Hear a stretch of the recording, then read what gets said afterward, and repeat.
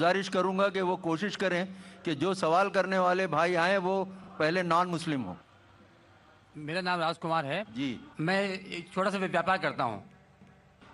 मैंने कई बार कुरान पढ़ी है, तो उसमें जिस आयत का आपने जिक्र किया है उसमें आपने आधी आयत जिक्र किया है, अल तौबा की 5वीं आयत, जिसमें लिखा है कि जो गैर मुसलमान को मारो, साथ में घात लगा मारो, और जब तक वो नमाज कायम करें, ज़कात दें, तब उनको छोड़ दो, अर्थात मुसलमान बन जाएं तब छोड़ दो। और दूसरी बात ये थी कि 6551 की नंबर उसमें है, इसमें लिखा है कि ऐ मुसलमानों, तुम ईसाइयों यहूदियों को अपना दोस्त मत बनाओ, अगर जो दोस्त बनाएगा वो उनमें से हो जाएगा। ये बात इंसानियत के खिलाफ मैं महसूस करता हूँ।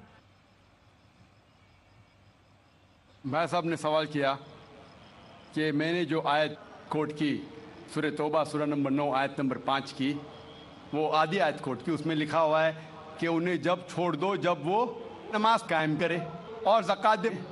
ये भी जो भाई साहब कह रहे, पूरी आयत का मैं हवाला देता हूँ। अगर आप पूरी आयत पढ़ेंगे तो आपको सही पस मंज़र मिलेगा।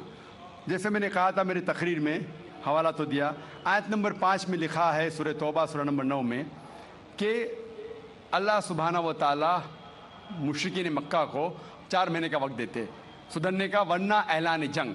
और जंग के मैदान में लिखा हुआ है कि जहाँ भी आप मुशरिकों को पाएंगे उनका कत्ल करो। Wait for them in every stratagem of war, उनका इंतज़ार करो और मैदान जंग में उनका कत्ल करो। लेकिन अगर वो रिपेंट करे, मतलब माफ़ी मांगे, कई वजह है, अगर वो माफ़ी मांगे, नमाज पढ़े और ज़कात दे तो छोड़ सकते हैं।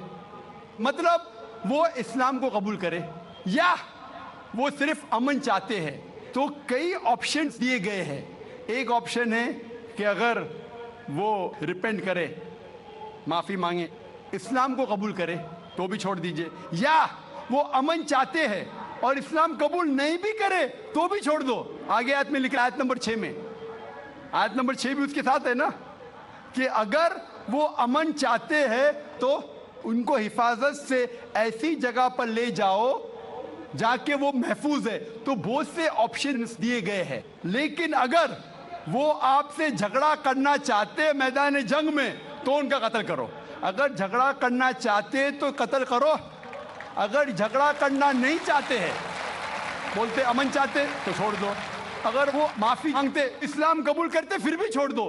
तो कई ऑप्शन दिए गए हैं। ये कहना गलत है कि वो इस्लाम कबूल करे तो ही छोड़ो। कई आयतें आपको कॉन्टेक्स्ट में पढ़ना चाहिए। फिर से आप सिर्फ एक पार्ट ऑफ द वर्स निकालेंगे और कोट करेंगे, लोग को फिर से गलत फहमी होती है। तो ये सही जवाब है कि बहुत से ऑप्शन दिए गए हैं। और कई जगह सूरह अनफाल में भी लिखा है कि अगर वो अमन चाहते हैं तो अमन बेहतर है। उसमें ये नहीं लिखा है कि इस्लाम कबूल करना उनके लिए ज़रूरी है। कर सकते हैं अगर वो इस्लाम को पसंद करते हैं।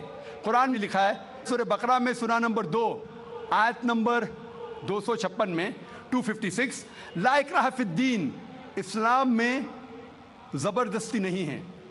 There is no compulsion religion, truth stands out clear from error. हक बातिल से अलग है।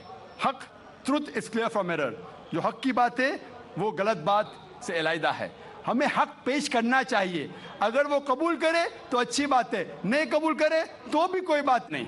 और कई ऐसे आयतें कुरान की, सूरह काफिरून भी है, सूरह नंबर 109, जिसमें लिखा गया है कि कह दो काफिरों से जो लोग इस्लाम को झुठलाते हैं, हम वो चीज़ की इबादत नहीं करेंगे जो आप करते हैं या जो आप चाहते हैं, ना आप उनकी इबादत करते हैं जिसको हम मानते हैं, ना हम आप जिसे कहते हैं उसकी इबादत करेंगे, ना आप करेंगे हम जिसे कहते हैं। लकुम दीनुकुम वलियद्दीन, आपके लिए आपका दीन, हमारे लिए हमारा दीन। तो हमारा फर्ज है कि सच्चाई लोगों तक पहुंचाओ। पहुंचाने के बाद अगर वो मानते हैं तो अल्हम्दुलिल्लाह, अच्छी बात है। नहीं मानते तो भी अल्हम्दुलिल्लाह, तो भी कोई बात नहीं, हमको सवाब मिलेगा। हमें हक बात करने का सवाब मिलेगा, चाहे वो माने या ना माने। तो हमारा फर्ज है कि अच्छी बातें करे, चाहे इंसान माने या ना माने। तो यही कई आयतों में आप पढ़ेंगे और पस मंज़र में देखते हैं, कॉन्टेक्स्ट में देखते हैं, तो ये लिखा है।